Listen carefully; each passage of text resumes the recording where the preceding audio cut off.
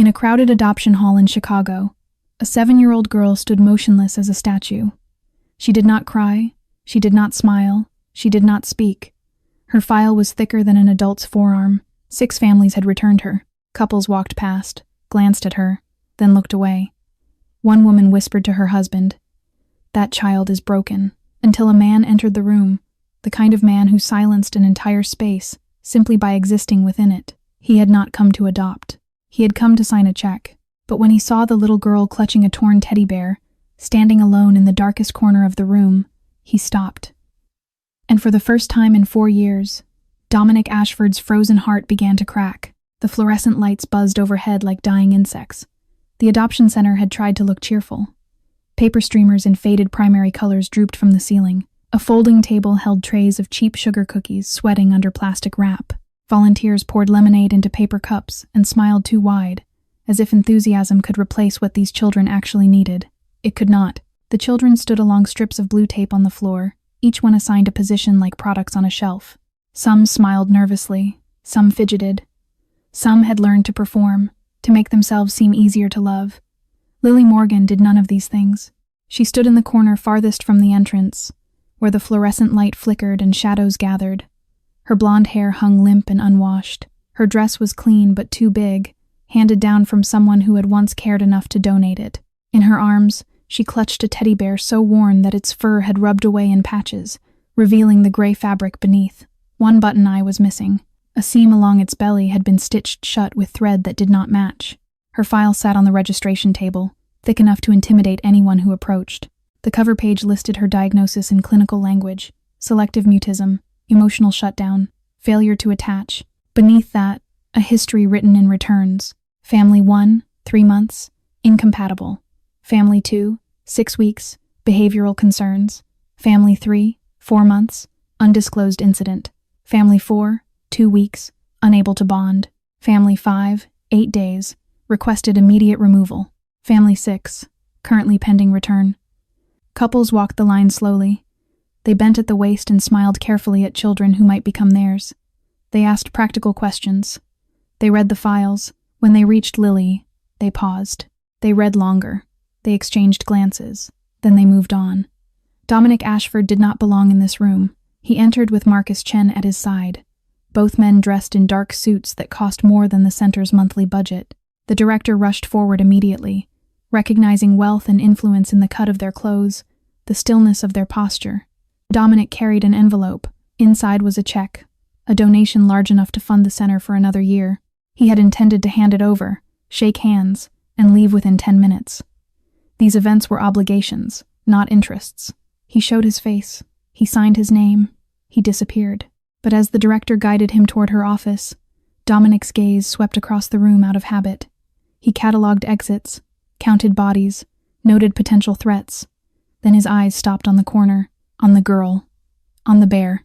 His chest tightened without warning. Sophia had owned a bear like that, smaller, newer, but the same shape. She had carried it everywhere until the day she stopped carrying anything at all. Lily did not look up. She stared at the floor, at her scuffed shoes, at the blue tape beneath her feet.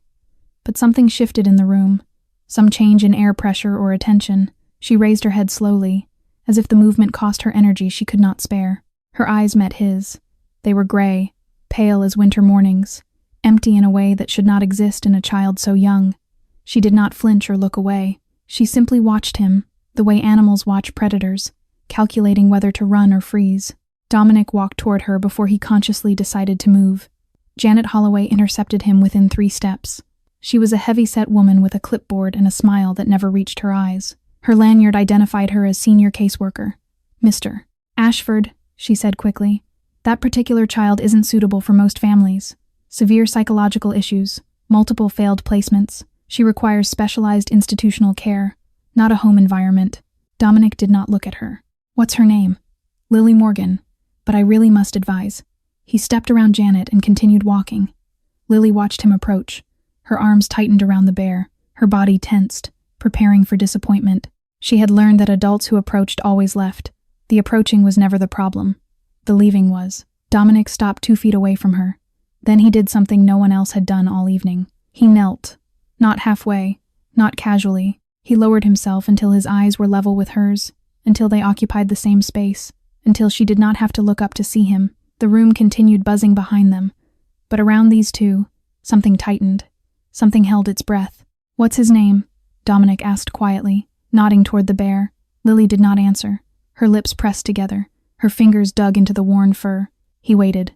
Patience was something he had learned in rooms far more dangerous than this one. Seconds passed. 10, 20. The silence stretched. Then Lily did something she had not done in 2 years of shuffling between strangers. She reached out. She took his hand.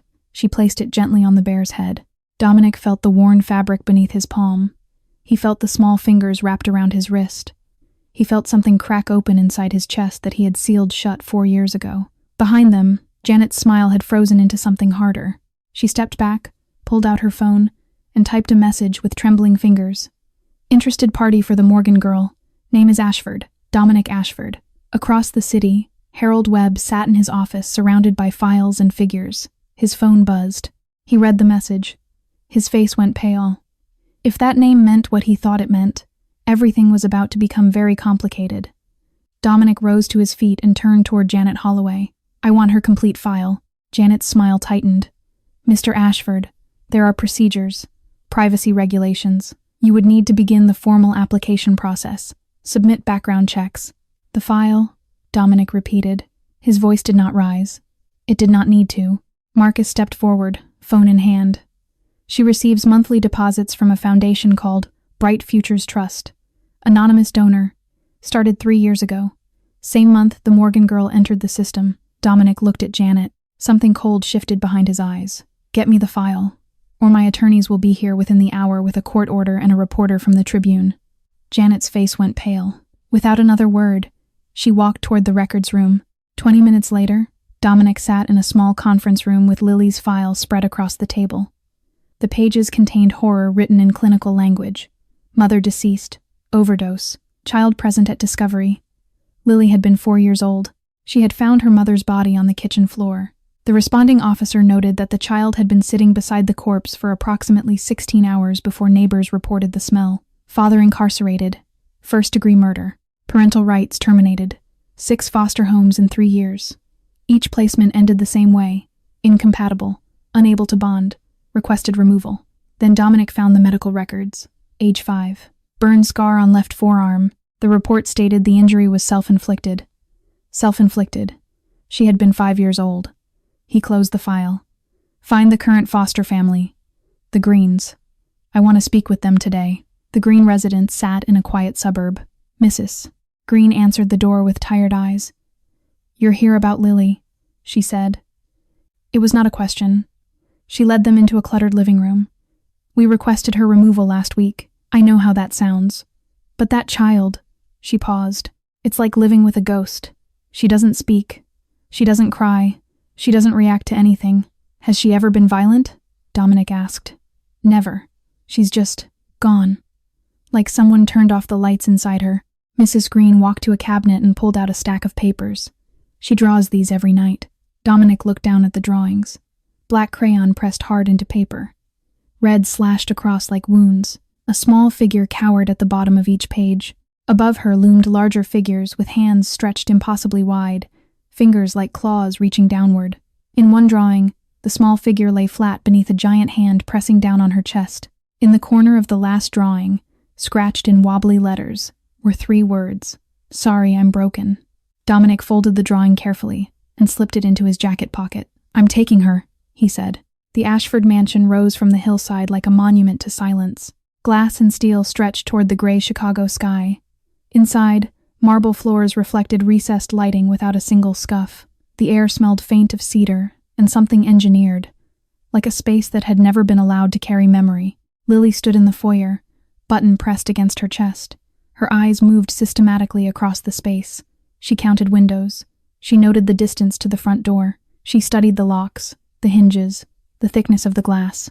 Survival instincts do not disappear when danger ends. They embed themselves in reflex. Dominic watched her scan the room. He recognized the behavior. He had done the same thing in hostile territories, cataloging exits, measuring threats. The difference was that he had been a soldier. She was 7 years old. "Your room is upstairs," he said gently. Not a guest room. Your room. Lily did not respond. She followed him up the staircase, her small hand trailing along the railing as if testing whether she was allowed to touch things. The bedroom he had prepared was simple. Soft gray walls, a white quilt folded at the foot of the bed. A nightlight shaped like a crescent moon glowed in the corner.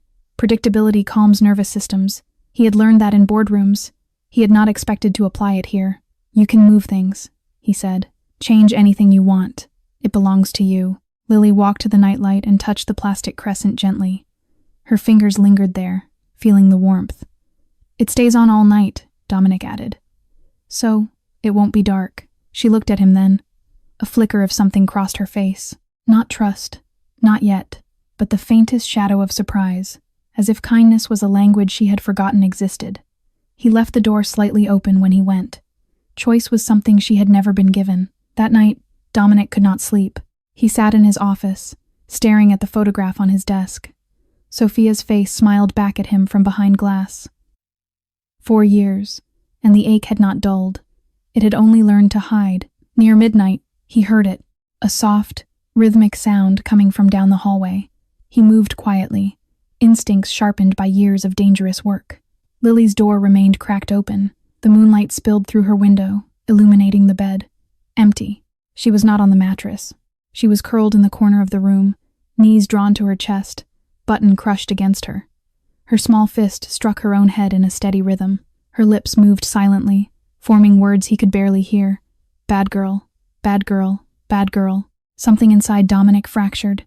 He crossed the room slowly, lowering himself to the floor beside her. He did not grab her wrist or raise his voice. He simply wrapped his hand around her fist, gentle but firm, stopping the motion. Lily froze. Her gray eyes found his in the darkness, wide with fear, waiting for punishment.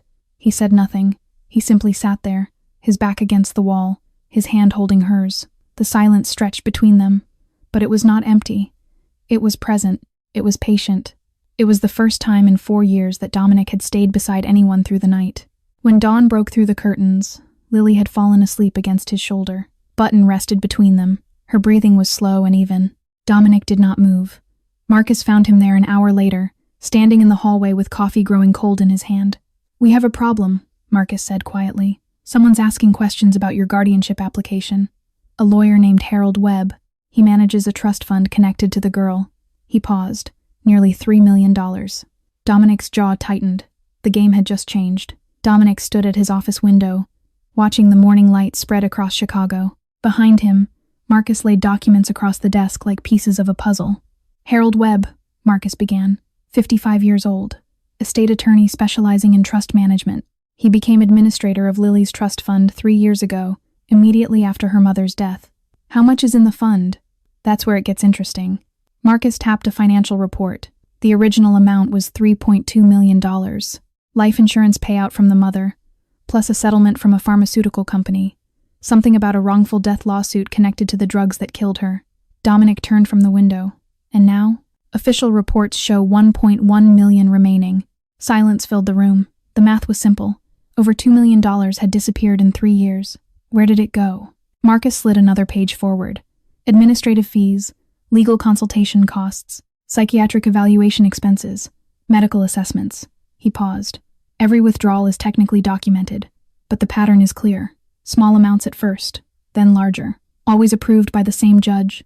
Always processed through the same bank. Dominic studied the numbers. In his world, money always told the truth.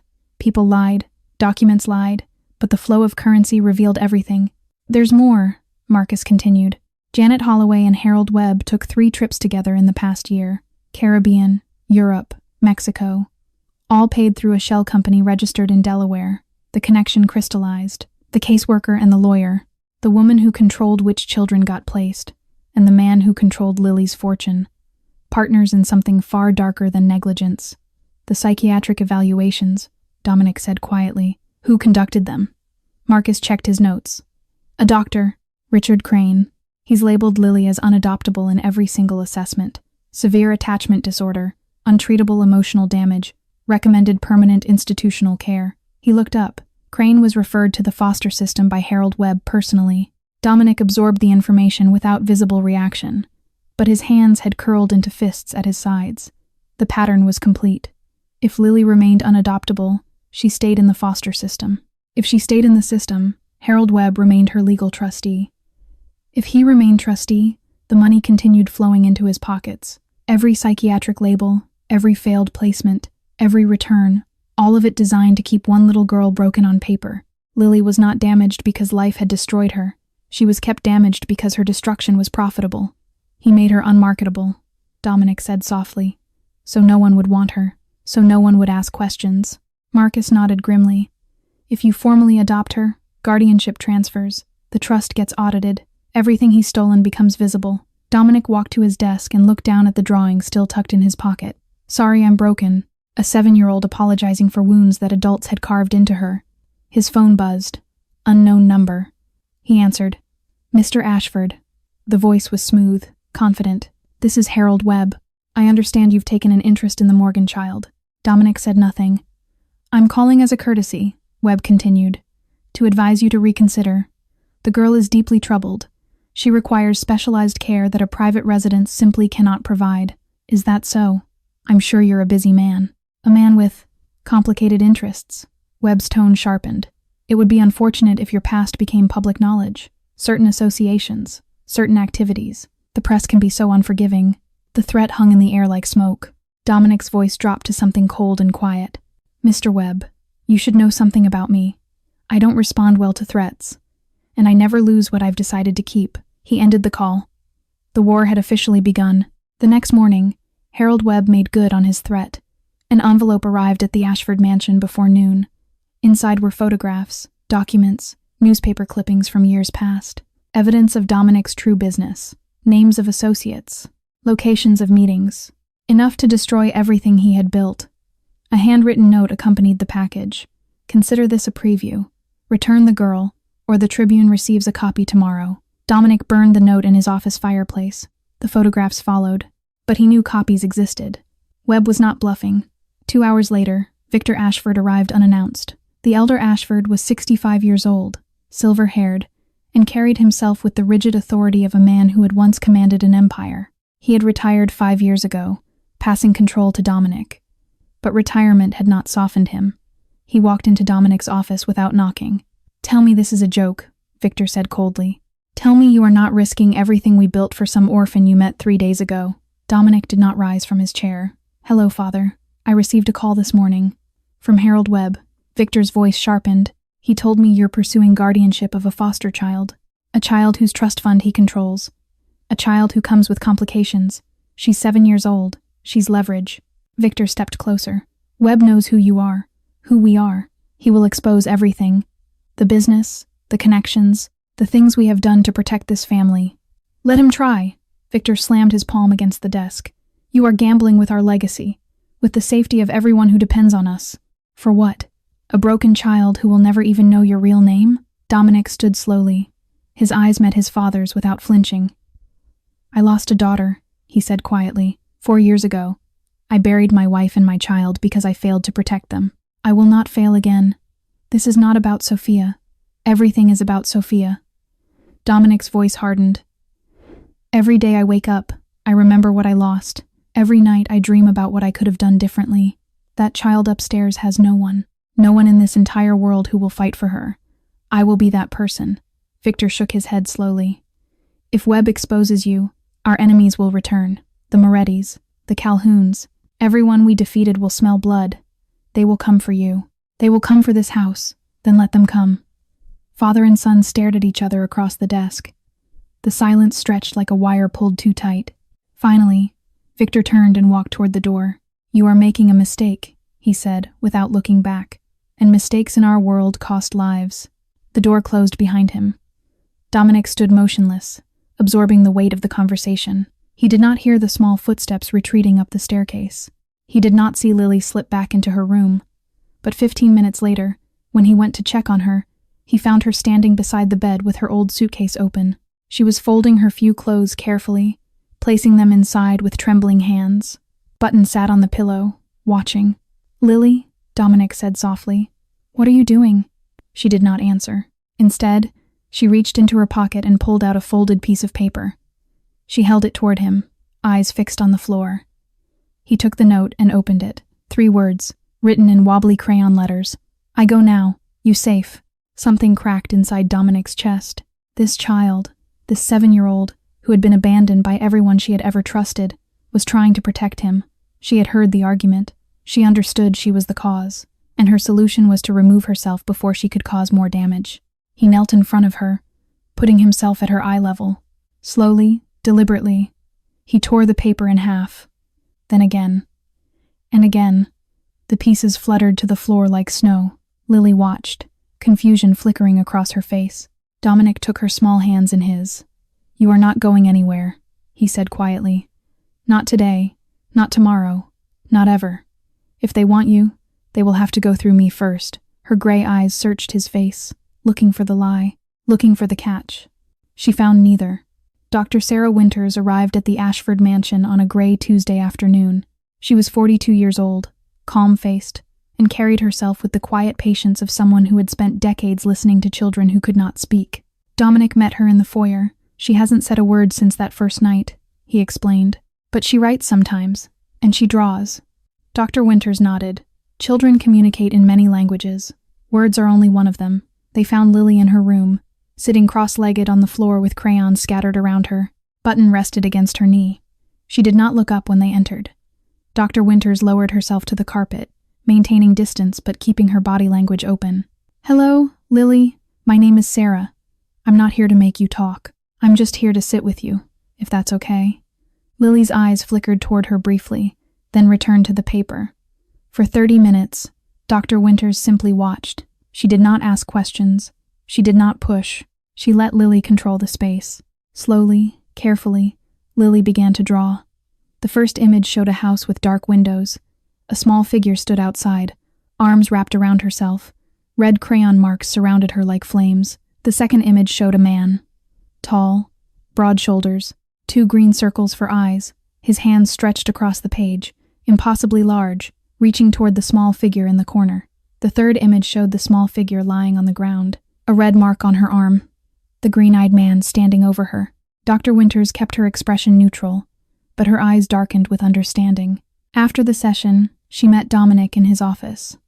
The door closed behind her with a soft click. The burn scar, she said quietly. It was not self-inflicted. Dominic's jaw tightened. You're certain. The drawings are consistent with patterns of abuse.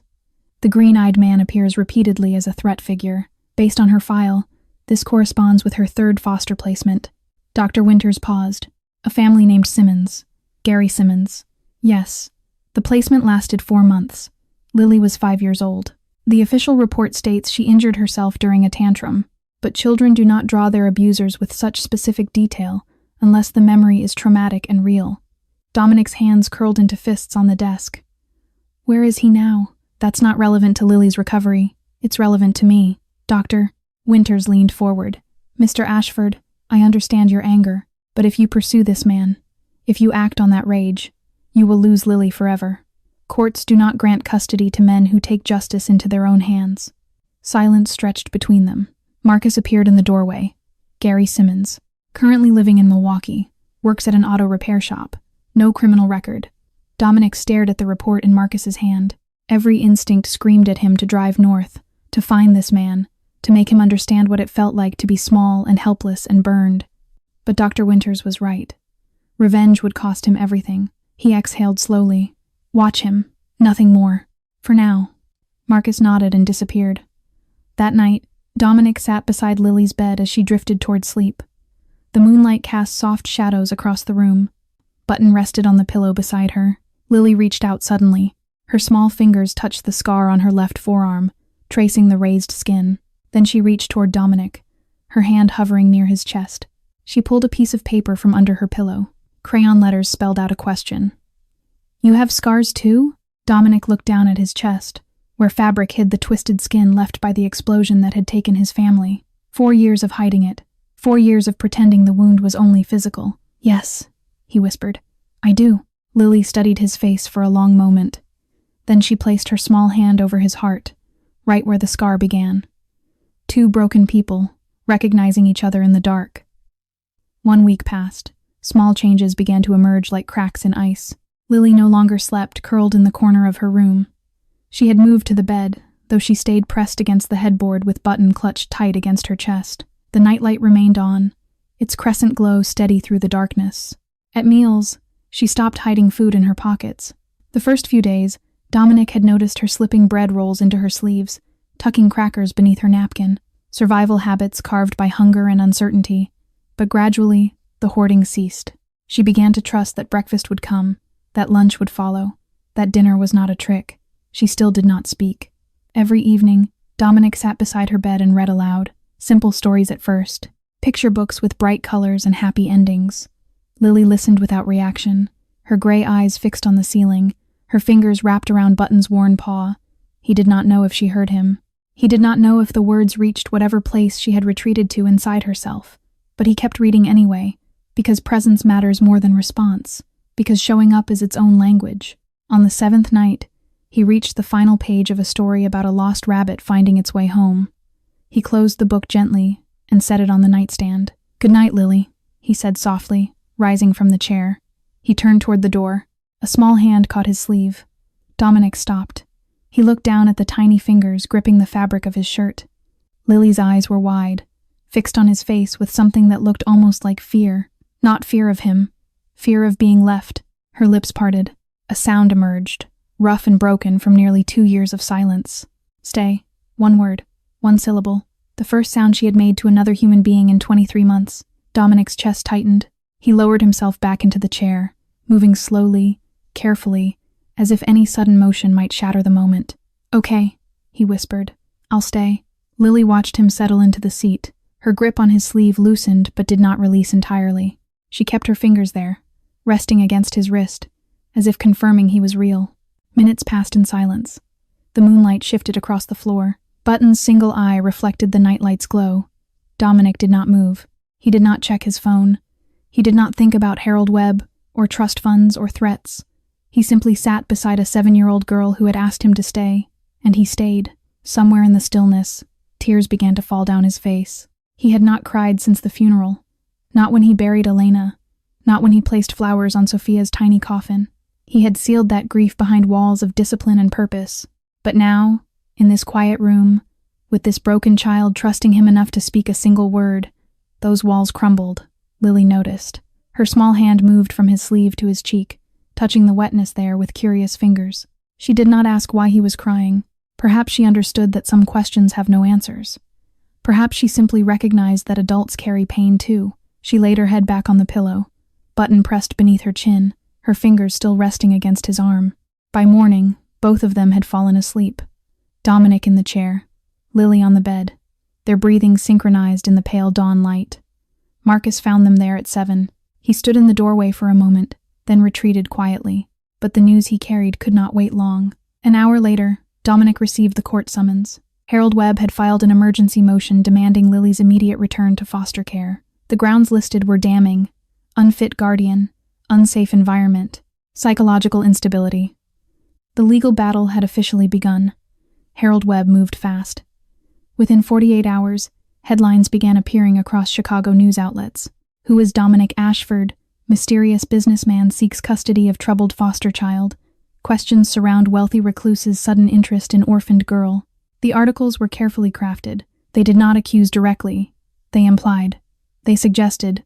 They planted seeds of doubt in the minds of judges and social workers, and anyone else who might influence Lily's fate. Webb had hired the most aggressive legal team in the city, 3 attorneys with a reputation for destroying opponents in family court. They filed motion after motion, demanding psychological evaluations, home inspections, financial disclosures, every request designed to delay, to exhaust, to expose. Victor Ashford called twice. Dominic ignored both calls. The third time, his father appeared in person. "This is your final warning," Victor said, standing rigid in Dominic's office. "Walk away now, or everything we built burns to the ground." Dominic looked up from the legal documents spread across his desk. "I buried my daughter 4 years ago. I will not bury another. She is not your daughter. She will be." Victor's expression hardened. "You are choosing a stranger over your own blood, over your legacy, over me." "No, Father." Dominic's voice remained calm. "I am choosing to become someone worth being." Victor left without another word. The door slammed behind him. Dominic assembled his own legal team. 4 attorneys specializing in custody disputes, trust litigation, and corporate fraud. He gave them one instruction: find everything Harold Webb has hidden. The preliminary hearing convened 2 weeks later. Janet Holloway testified first. She wore a modest gray suit and spoke with rehearsed concern. Lily Morgan requires specialized institutional care. Her psychological profile indicates severe attachment disorder. A private residence, no matter how well-intentioned, cannot provide the structure she needs. The judge listened without expression. Dr. Sarah Winters testified next. Her voice was steady, her words precise. I have been evaluating Lily Morgan for the past 2 weeks. She has shown remarkable progress. For the first time in nearly 2 years, she has spoken. She is sleeping through the night. She is eating without hoarding food. These are significant indicators of healing that is occurring in Mr. Ashford's care. The courtroom stirred slightly. Harold Webb's lead attorney stood for cross-examination. Dr. Winters, are you aware of Mr. Ashford's background? His business associations? The questions surrounding his personal history? I am aware of allegations, Dr. Winters replied calmly. I am also aware that allegations are not convictions. What I have witnessed firsthand is a child beginning to trust again. That is evidence. The judge raised her hand. I've heard enough for today. This court will reconvene in 2 weeks. Both parties are instructed to submit additional documentation supporting their positions. Temporary guardianship remained with Dominic. For now. That night, the mansion was quiet. Lily had fallen asleep early, exhausted from the tension that even children can sense without understanding. Dominic sat in his office, reviewing financial records Marcus had compiled. At 11:17, glass shattered upstairs. Dominic was moving before the sound finished echoing. He took the stairs 3 at a time, his heart pounding against his ribs. Lily's bedroom door stood open. Cold wind rushed through the broken window, scattering curtains like pale ghosts. Glass fragments glittered across the carpet. Lily was pressed into the corner of her bed, button crushed against her chest, her eyes wide with terror. On the floor lay a brick wrapped in paper. Dominic crossed the room and gathered her into his arms. She was shaking violently, her breath coming in short gasps. You're safe, he murmured against her hair. I'm here. You're safe. Marcus appeared in the doorway, gun drawn. He scanned the room, then moved to the broken window. Dominic unwrapped the paper from the brick with one hand, keeping Lily pressed against him with the other. The message was written in thick black marker. Return the girl or the girl returns in pieces. By midnight, Lily was gone from the mansion. Dominic moved her to a safe house on the outskirts of the city, a fortified property surrounded by trees and monitored by armed guards around the clock. No one entered without authorization. No one approached without being watched. But safety is not the same as peace. Lily retreated into herself the moment she crossed the threshold. The unfamiliar walls, the strange faces, the sudden displacement, all of it confirmed what she had always known. Stability was a lie. Security was temporary. People who promised forever always left. She stopped speaking again. She stopped eating.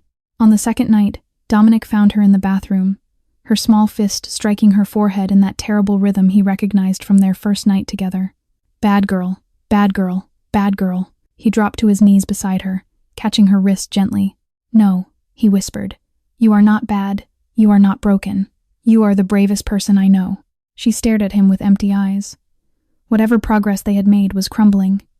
Dominic canceled every meeting. He ignored every call. He stayed beside her every hour, reading to her even when she did not respond, sitting with her even when she turned away. He slept on the floor outside her door because leaving felt like betrayal. Marcus arrived on the 3rd day with information. We traced the brick, he said quietly, spreading photographs across the kitchen table. The man who threw it is a local criminal. Small time. He was hired through a middleman. Who hired the middleman? Marcus hesitated. Gary Simmons. The name landed like a blade. The foster father with green eyes. The man who had burned a 5-year-old girl and walked away without consequence. There's more, Marcus continued. Phone records show Simmons received 2 calls from Harold Webb's office in the past week. A payment was wired to his account the day before the attack. $5,000. Dominic absorbed this in silence. The pattern was clear now. Webb had panicked. Legal maneuvering was not working fast enough. So he had reached out to someone desperate and dangerous. Someone with a history of hurting Lily. Someone willing to terrorize a child for money. This was no longer about custody. This was about elimination. Harold Webb would rather destroy Lily than lose access to her trust fund. He had already proven he would hurt her through neglect. Now he was proving he would hurt her through violence. Dominic's hands trembled. Not with fear, with rage. For years, he had operated in shadows. He had built an empire through calculated moves and controlled aggression. He had rules, boundaries, lines he would not cross. But those rules had been written for a different man, a man without anything left to protect. That man was gone. He walked upstairs and found Lily sitting on the edge of her bed, button clutched in her lap. Her eyes were red from crying. Her fingers still trembled from the fear that had not released her. Dominic knelt before her. He took her small hands in his, feeling how fragile they were, how easily they could be broken by a world that had shown her nothing but cruelty.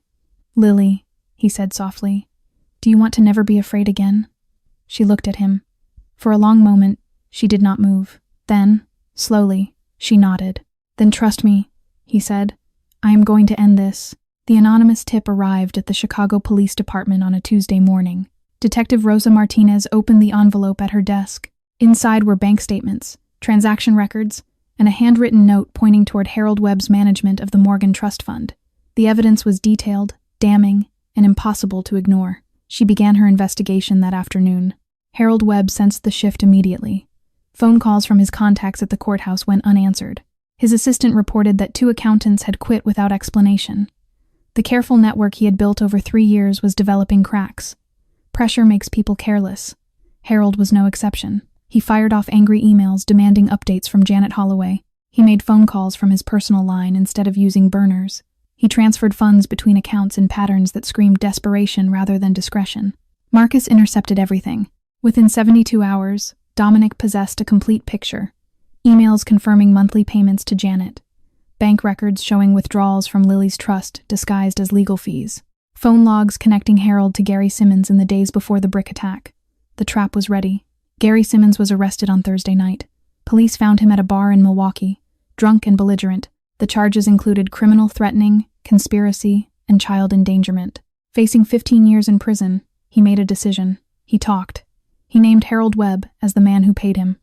He described the instructions he received. He provided dates, amounts, and details that corroborated everything Marcus had already uncovered. Janet Holloway learned of the arrest through her own contacts. She panicked. By Friday morning, she had packed 2 suitcases and booked a flight to Mexico City.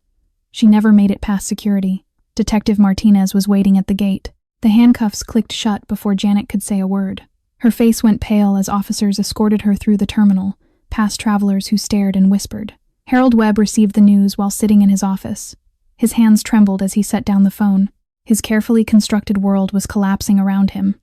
But desperation breeds recklessness. That same afternoon, Harold filed an emergency motion with the family court. He claimed new evidence had surfaced, suggesting Lily was in immediate danger. He demanded temporary guardianship be transferred to a state facility pending further investigation. The judge, unaware of the ongoing criminal investigation, scheduled a hearing for 48 hours later. Dominic received the summons with cold fury. Harold was gambling everything on one final move. If he could get Lily back into the system, he might still find a way to silence her, to silence everyone. That evening, Dominic returned to the safe house. Lily was sitting on the floor of her room, crayons scattered around her. She had been drawing again, something she had not done since the brick shattered her window. When she heard his footsteps, she looked up. Something different flickered in her gray eyes. Not fear, not emptiness, recognition. She stood slowly, walked toward him, and tugged gently at his sleeve. Then she held out a piece of paper. Dominic took it carefully. The drawing was different from all the others. No black shadows, no red slashes, no giant hands pressing down on small figures. This one was filled with yellow. Bright, warm yellow like sunlight. It showed a house with 2 windows and a door. Beside the house stood 2 figures. One was small with yellow hair. The other was tall with dark clothes.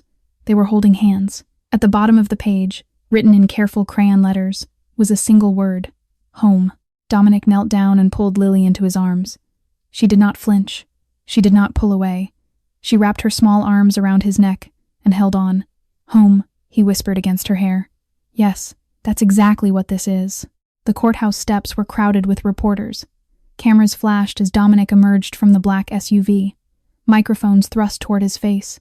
Questions shouted over each other in a chaos of desperate journalism.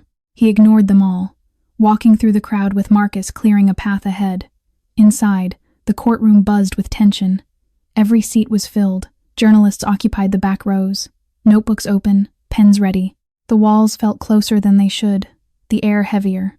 Harold Webb sat at the opposing table, flanked by his 3 attorneys.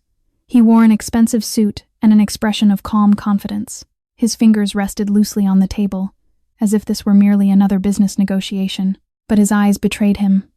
They darted too often toward the door, toward Dominic, toward escape routes that no longer existed. The judge entered. Everyone rose.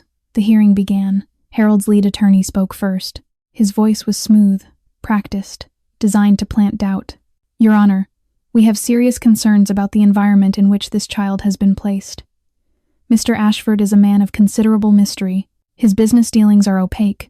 His associations are questionable. He paused for effect. There are credible allegations connecting him to illegal activities.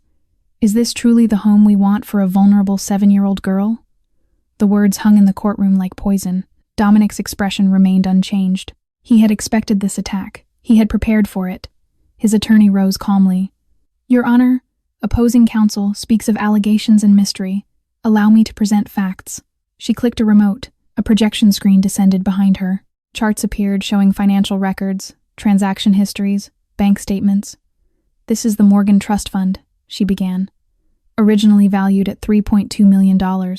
Life insurance, and a settlement from a pharmaceutical company, all designated for the care and future of Lily Morgan. She clicked again. Red lines appeared across the chart. Over the past 3 years, $2.1 million has been withdrawn. The official records claim these were administrative fees, legal consultations, medical assessments. Another click. But investigation reveals a different story. Janet Holloway's arrest photograph appeared on the screen. Janet Holloway, the caseworker assigned to Lily Morgan, has been arrested on charges of conspiracy and child endangerment. In her statement to police, she confirmed that Harold Webb paid her $5,000 every month. The courtroom stirred. Harold's confident expression flickered. Her job was simple, the attorney continued. Ensure that Lily Morgan remained unadoptable. Keep her moving through foster homes. Prevent any stable placement that might trigger an audit of the trust fund. Another click. Gary Simmons appeared on the screen. Gary Simmons, Lily's 3rd foster father, has also been arrested. He confessed to throwing a brick through Lily's window on Harold Webb's instructions. A message was attached threatening to return the girl in pieces. Harold shot to his feet. This is outrageous. These accusations are fabricated. The judge's gavel struck hard. Mr. Webb, you will sit down and remain silent. Harold's face flushed red. His attorneys whispered urgently, pulling him back into his seat, but the damage was done. The mask had slipped. The judge turned back toward Dominic's table. Continue. Before the attorney could speak, the courtroom doors opened. Every head turned. Dr. Sarah Winters walked down the aisle slowly. Beside her, holding her hand tightly, was Lily. The little girl wore a simple blue dress. Button was tucked under her arm. Her gray eyes swept across the room, taking in the faces, the cameras, the chaos. Then she saw Dominic.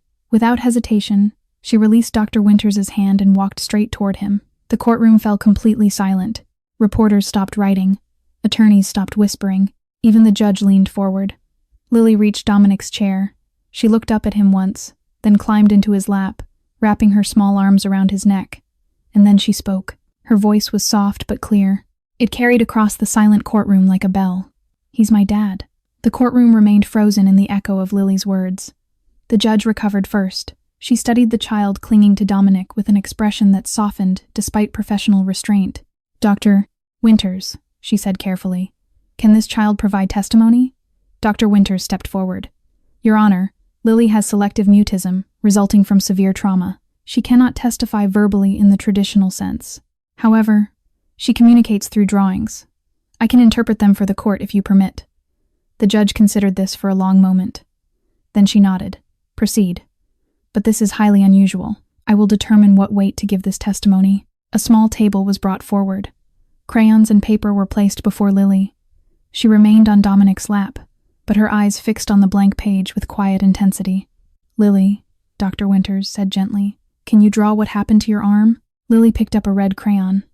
She drew a small figure, then a larger figure with hands stretched wide. The big hands pressed down on the small figure's arm. Red marks appeared where they touched. She is depicting the burn injury, Dr. Winters explained. The large figure represents an adult male. Notice the hands are disproportionately large. This is common in trauma drawings. The source of pain becomes exaggerated in memory. The judge leaned forward. Can she identify this person? Dr. Winters nodded to Lily. Can you show us his face? Lily reached for a green crayon. She added 2 circles for eyes, then gray for hair. The features were crude but unmistakable. Harold Webb shifted uncomfortably in his seat.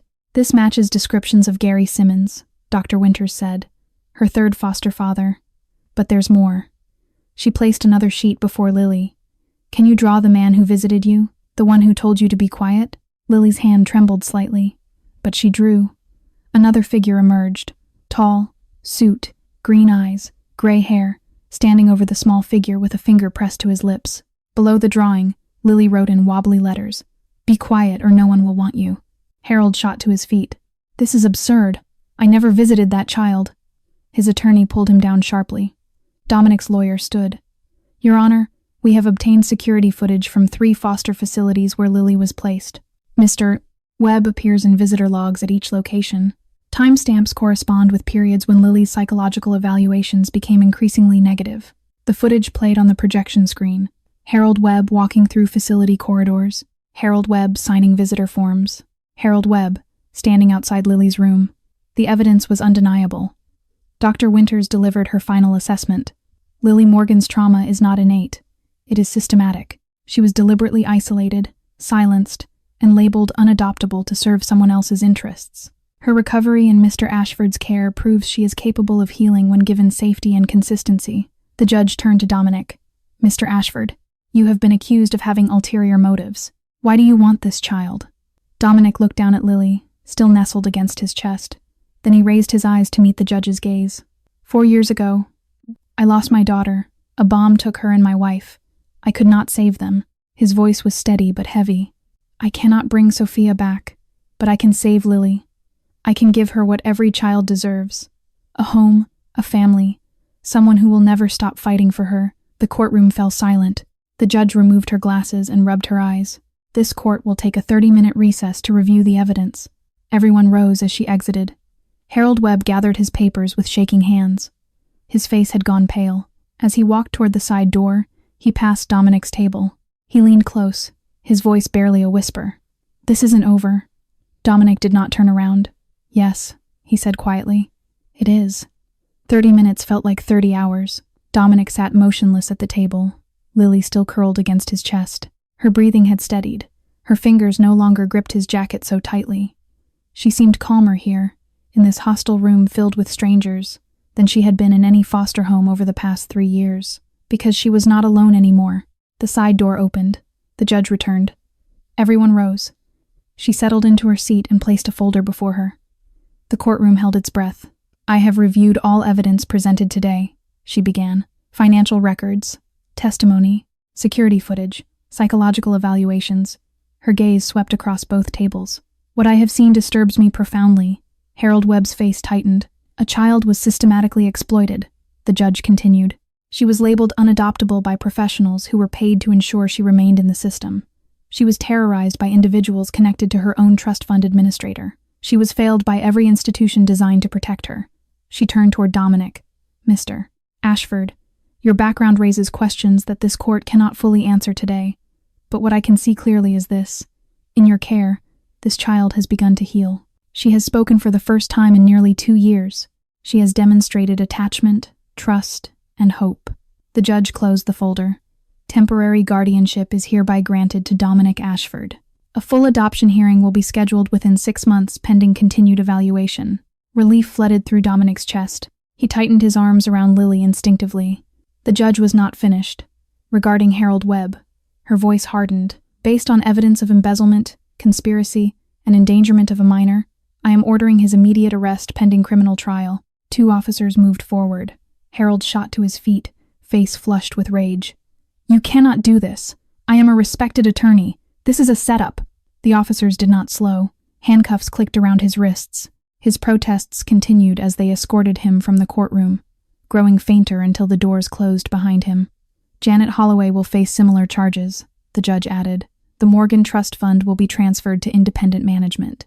Every dollar will be accounted for and preserved for Lily's future. She struck her gavel once. This hearing is adjourned. The courtroom erupted. Reporters rushed toward the doors, desperate to file their stories. Cameras flashed through the windows. The noise swelled like a wave, but Dominic heard none of it. He looked down at Lily. She looked up at him, and something passed between them that needed no words. Outside, the headlines were already changing. Mysterious billionaire saves orphan from corrupt system. Foster care scandal exposed. The man who fought for a child no one wanted. As they descended the courthouse steps, Dominic's phone buzzed. "Victor Ashford," he answered. His father's voice was quieter than he had ever heard it. "I watched the broadcast." Dominic waited. A long pause. Then Victor spoke again. "You did the right thing." The call ended. Dominic pocketed the phone without expression, but something loosened in his chest, something old and heavy that he had carried for years. Lily walked beside him now, not behind, not hiding. Her hand held his firmly, her fingers interlaced with his. Button remained tucked under her other arm, but loosely, not clutched against her chest like a shield. She did not need a shield anymore. They reached the car. Marcus opened the door. Lily climbed inside, settling into the seat with a quietness that felt different from her usual silence, peaceful instead of guarded. As Dominic slid in beside her, she turned to look at him. "Is it over?" she asked softly. He met her eyes through the rearview mirror. "The fight is over," he said. "But us? We're just beginning." 1 month passed like water finding its course. The mansion no longer felt like a museum. Toys appeared in corners. Crayons rolled under furniture. Small shoes sat beside large ones near the front door. The silence that had haunted these halls for 4 years began to fill with something else. Life. Lily spoke more now. Not constantly, not loudly. But words emerged where silence had once lived. Short sentences at first. Questions about breakfast. Comments about the weather. Observations about Button's worn fur needing repair. She began calling him Dom. Not Dad, not yet.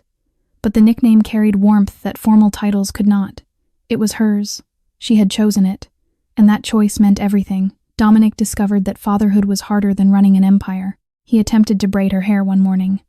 The result looked like a bird's nest constructed during an earthquake. Lily studied it in the mirror with solemn concentration.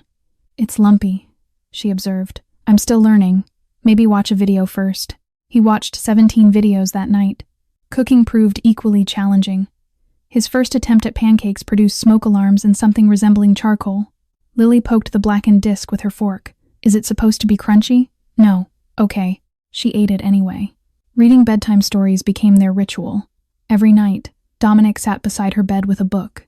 He gave voices to characters. He added sound effects. He made dragons roar and princesses laugh. More than once, he fell asleep mid-sentence. Lily would pull the blanket over him and finish the story herself, whispering the words to Button. One evening, something miraculous happened. Dominic was attempting another braid, following the video step by step. Lily sat patiently on a kitchen stool, wincing only slightly when he pulled too hard. "You're getting better," she said. "That's generous. Only a little lumpy this time." He laughed, and then she laughed. The sound froze him in place. It was small, soft, rusty from years of disuse. But it was real. Lily Morgan, the girl who had stopped crying because she had stopped feeling, was laughing. Marcus walked in at that precise moment. He stopped in the doorway, staring at the scene before him. A mafia boss with a comb tangled in a 7-year-old's hair. Both of them giggling. "Boss," Marcus said slowly, "you're getting soft." Dominic looked at Lily, who was still smiling, her gray eyes bright for the first time since he had met her. "Maybe this is who I was supposed to be," he said quietly. "Maybe everything else was just waiting." Marcus said nothing, but he smiled slightly as he walked away. That night, Lily knocked on Dominic's office door. She entered without waiting, something she had never done before. In her hands she carried a piece of paper. She walked to his desk and placed the drawing before him. 3 figures stood in the center of the page. One was tall with dark clothes. One was small with yellow hair. They held hands on green grass beneath a blue sky. The third figure floated above them on a white cloud. A woman with long dark hair and a gentle smile. Beside her, barely visible, was the outline of a smaller child. Elena, Sophia. Lily pointed to the cloud. "Your little girl," she said softly. "She watches us." Dominic stared at the drawing. His throat tightened, his vision blurred. For 4 years he had avoided their memory. For 4 years he had sealed that grief away. But here was a 7-year-old who understood loss better than most adults, offering him permission to remember, Tears slid down his cheeks. He did not wipe them away. Lily climbed into his lap and rested her head against his chest. They stayed that way until the moon rose high outside the window. The question came on a Saturday morning. Dominic had just finished showering after his workout. He stepped into the hallway with a towel around his waist, not expecting Lily to be awake yet. But she stood at her bedroom door, button dangling from one hand, her gray eyes fixed on his chest. On the scar, it stretched across his left side like a frozen river, twisted skin, puckered and pale, marking where shrapnel had torn through him 4 years ago. The same explosion that had taken everything. Lily pointed. What happened? Dominic froze. He had hidden this mark from everyone. Colleagues, associates, even his father. The scar was private, the story behind it more so. But Lily was not everyone. He knelt slowly, bringing himself to her level. There was a bomb, he said quietly, in a car. My wife and daughter were inside. Lily's eyes widened slightly. She did not speak. I tried to reach them. His voice dropped lower. I was too late. The explosion threw me backward. This scar is what I have left of that day. Silence filled the hallway. Morning light filtered through distant windows. Lily stepped closer. Her small fingers reached out and touched the twisted skin. Her touch was feather-light, careful. Did it hurt? She whispered. Yes. Does it still? Dominic swallowed. Sometimes. Not on the outside anymore, but inside. He placed his hand over his heart. Here. It still hurts here. Lily nodded slowly. She understood. Children who have suffered recognize suffering in others. Then she pulled back her sleeve. The burned scar on her forearm was smaller than his, but no less significant. Raised skin formed an irregular pattern where something hot had pressed against her for too long. He held my arm on the stove, she said. Her voice was flat, reciting facts she had never spoken aloud. Gary. I spilled milk on the floor. He said I needed to learn. Dominic's chest tightened with rage, but he kept his expression soft. This moment was hers. I screamed, Lily continued, but nobody came. Later he told the doctors I did it myself, that I was crazy. She looked down at the scar. They believed him. Everybody always believed him. Her voice cracked on the last word. Dominic reached out and pulled her into his arms.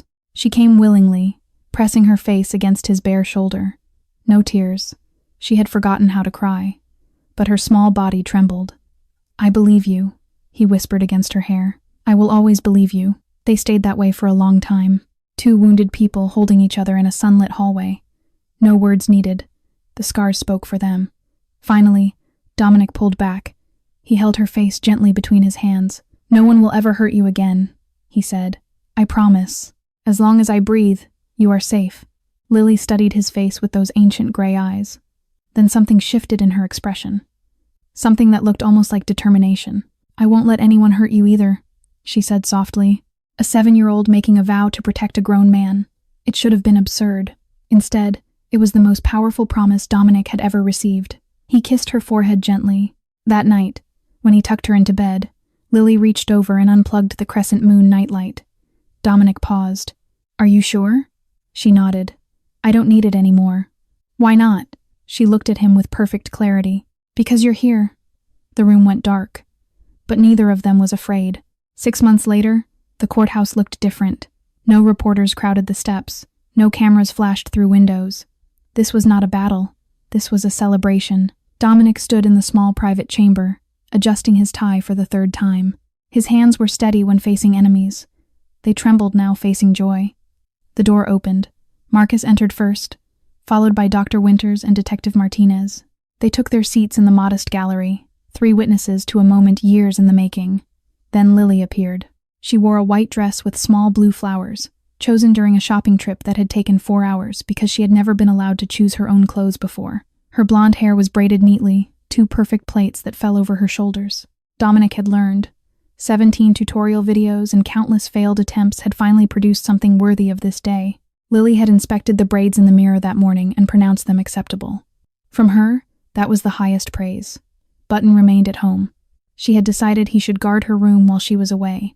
A small thing, but significant. She no longer needed him as a shield. She walked toward Dominic with steady steps.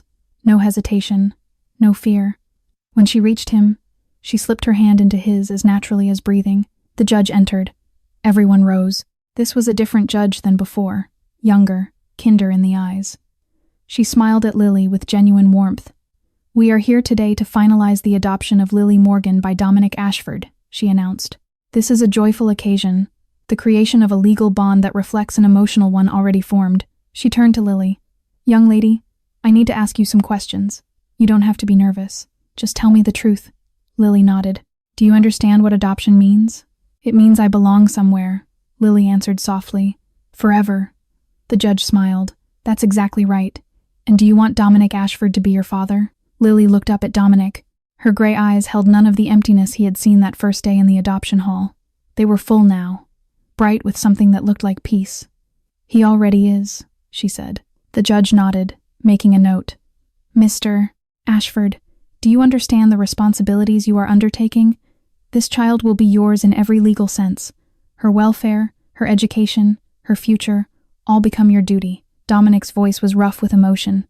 "I understand. Then please sign the documents." A clerk placed papers before him. Dominic lifted the pen. His hand shook slightly as he wrote his name. Each letter felt like a promise. Each stroke sealed a bond stronger than blood. When he finished, the judge smiled broadly. "By the authority vested in me by the state of Illinois, I hereby declare that Lily Morgan is now legally Lily Ashford. Congratulations to you both." Applause erupted from the small gallery. Marcus clapped firmly. Dr. Winters wiped her eyes. Detective Martinez grinned. Dominic lifted Lily into his arms. She wrapped herself around him, burying her face in his neck. "We did it," he whispered. "We did it," she echoed. Outside, the afternoon sun warmed the courthouse steps. The world seemed brighter somehow, sharper, more real. Lily held Dominic's hand as they walked toward the car. Then she stopped. "Dad?" The word hit him like lightning. He turned to look at her. His throat tightened, his eyes burned. "Yeah, sweetheart?" Lily smiled. It was the widest smile he had ever seen on her face. "Can we get ice cream?" Lily Ashford started second grade on a bright September morning. Her backpack was navy blue, sturdy, chosen for durability rather than cartoons. Her braids were neat, tied with small white ribbons. She wore new shoes that squeaked slightly on the school's polished floors. Dominic walked her to the entrance. Other parents stared. Some recognized him from the headlines. Others simply noticed the way he moved, the quiet authority that surrounded him like a second skin. At the door, Lily turned and hugged him tightly. "Pick me up at 3?" she asked. "I'll be here." She nodded once, then walked inside without looking back, confident, ready. Dominic watched until she disappeared around a corner. Then he stood there for another full minute, feeling something he had not experienced in years: hope. The months that followed reshaped everything. Dominic reduced his work hours. Meetings that once consumed his evenings were delegated or canceled. The empire he had built continued running, but it no longer consumed him. Marcus handled operations with quiet efficiency, reporting only what required direct attention. Lily brought home drawings from art class. She made friends, 2 girls named Sophie and Maya who giggled at lunch and traded stickers. She joined the school choir despite her initial terror of singing in front of others. She was healing, growing, becoming. One Sunday afternoon, a car pulled into the driveway. Dominic recognized it immediately. Victor Ashford. Lily stood beside Dominic as the elder Ashford emerged from the vehicle. She had heard stories about Grandpa Victor, stories that made him sound stern and frightening. Victor walked toward them slowly. His silver hair caught the autumn sunlight. His face, usually carved from stone, softened slightly when he saw the small girl holding Dominic's hand. "So," Victor said, stopping a few feet away. "This is her." Lily studied him with careful eyes. She had learned to assess adults quickly. "Hello?" she said quietly. "Are you Grandpa?" Something cracked in Victor's expression. A wall that had stood for decades developed a fissure. "I suppose I am," he answered. Lily released Dominic's hand and walked toward Victor. She stopped directly in front of him, tilting her head back to meet his eyes. "You look grumpy," she observed. Dominic tensed. But Victor did something unexpected. He laughed. It was a rusty sound, unpracticed, but genuine. He lowered himself to one knee, bringing his face closer to Lily's level. "I have been grumpy," he admitted, "for a very long time. Why? Because I forgot what mattered." Lily considered this. Then she reached out and patted his cheek gently. "It's okay," she said. "I forgot too. But Dad helped me remember." Victor's eyes glistened. He looked up at Dominic with an expression that contained apology, pride, and something that might have been gratitude. "She's remarkable," he said softly. "Yes," Dominic agreed. "She is." They had dinner together that evening. The first family meal in the Ashford mansion in over a decade. Conversation was awkward at first, stilted by years of distance. But Lily filled the silences with questions and observations, unknowingly stitching together what had been torn apart. Button sat on a shelf in Lily's room now, not clutched against her chest, not hidden under her pillow, just resting peacefully, watching over her from a distance. She did not need him the same way anymore. One evening, while Dominic reviewed documents in his office, Lily appeared in the doorway. "Dad?" He looked up. "Yes, sweetheart?" She walked to his desk and climbed into the chair across from him. Her expression was thoughtful, serious in a way that reminded him she had lived through more than most adults. "Can we help other kids like me?" Dominic set down his pen. He remembered the adoption hall, the blue tape on the floor, the children standing like products waiting to be chosen. He remembered Lily in that dark corner, clutching Button, expecting nothing. "Yes," he said slowly. "I think that's exactly what we should do." The foundation launched on a cold January morning. Dominic stood at the podium in a downtown conference hall, facing a room filled with journalists, social workers, and child advocacy professionals. Behind him, a large screen displayed the logo Lily had helped design.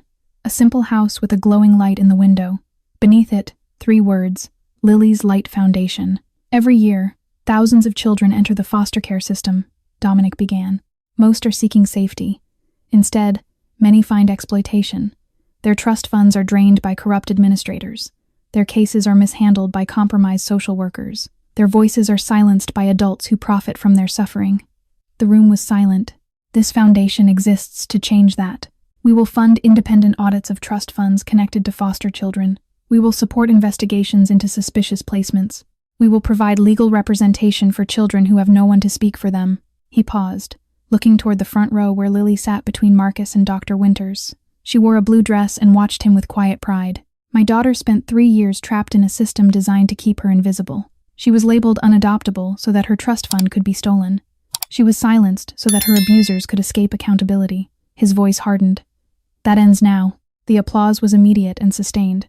Within 6 months, the foundation had uncovered 14 cases of trust fund fraud across Illinois. Forensic accountants followed money trails that social services had overlooked for years. Attorneys filed suits against administrators who had treated children's futures as personal bank accounts. Harold Webb's trial concluded in March. The evidence was overwhelming. Bank records, testimony from Janet Holloway, Lily's drawings admitted as documentation of systematic trauma. The jury deliberated for less than 4 hours. Guilty on all counts. Embezzlement, conspiracy, endangerment of a minor. The judge sentenced him to 15 years without possibility of parole.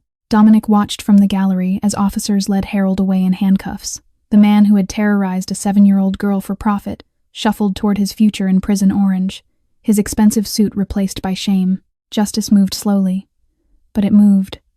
Gary Simmons faced his own reckoning 2 months later. Additional victims had come forward after Lily's case made headlines. 3 other foster children testified about burns, bruises, and broken bones. He received 12 years. Janet Holloway lost her social work license permanently. The state board cited gross negligence, corruption, and violation of professional ethics. She would never work with children again. The system began to shift. New oversight committees formed. Background checks intensified. Trust fund audits became mandatory rather than optional. Change was slow. Bureaucracies do not transform overnight, but cracks had appeared in walls that once seemed impenetrable. Lily attended foundation events when her school schedule allowed. She did not speak publicly, but her presence reminded everyone why the work mattered. Photographers captured her holding Dominic's hand, smiling at volunteers, drawing pictures with children who had just been rescued from situations like her own. 1 year after the foundation's launch, Dominic's phone rang late on a Tuesday evening. "Detective Rosa Martinez."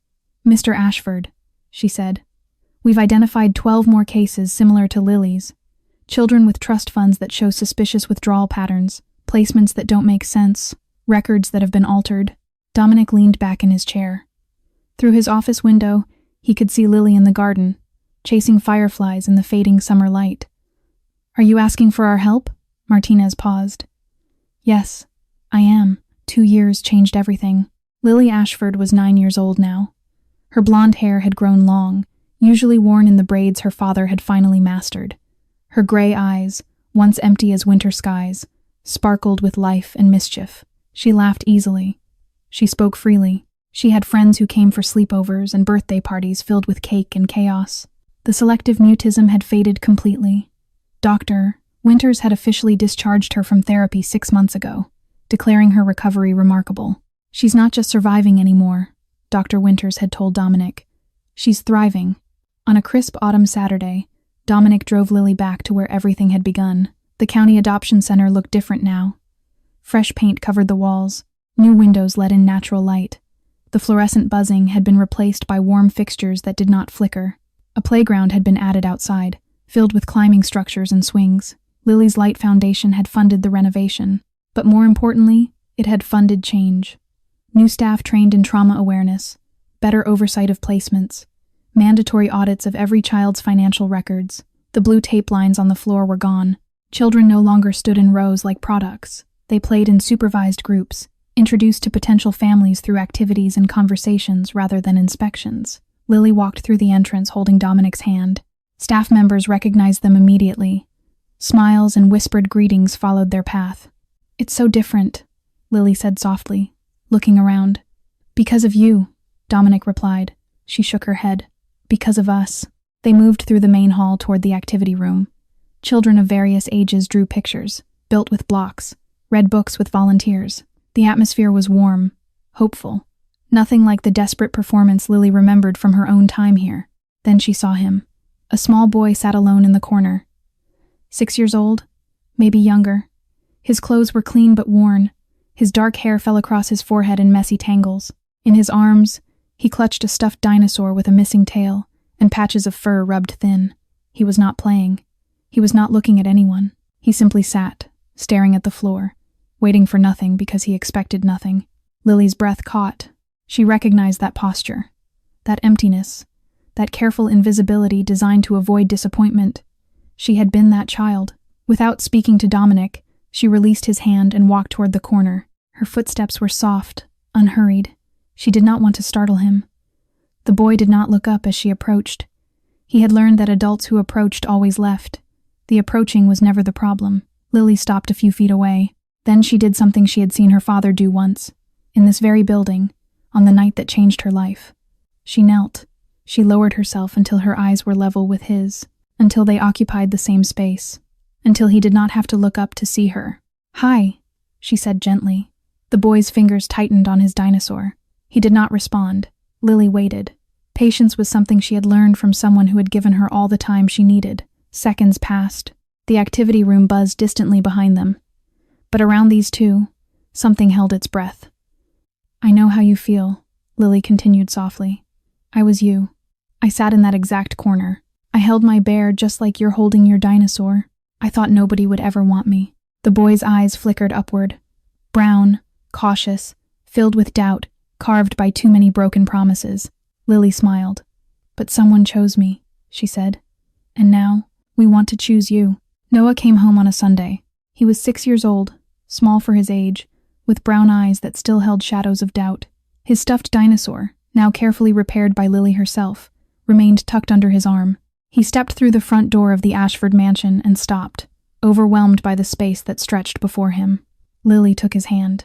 "It's big," she said, "but it gets smaller when you know where everything is. Come on, I'll show you your room." She led him up the staircase, patient and gentle, explaining each corner and doorway. Her voice carried the same steady calm that Dominic had once used with her. She had learned from the best. Dominic watched them disappear down the hallway. Something swelled in his chest, pride and gratitude, and a peace he had stopped believing he would ever feel again. In his office, 2 photographs now stood side by side on the desk.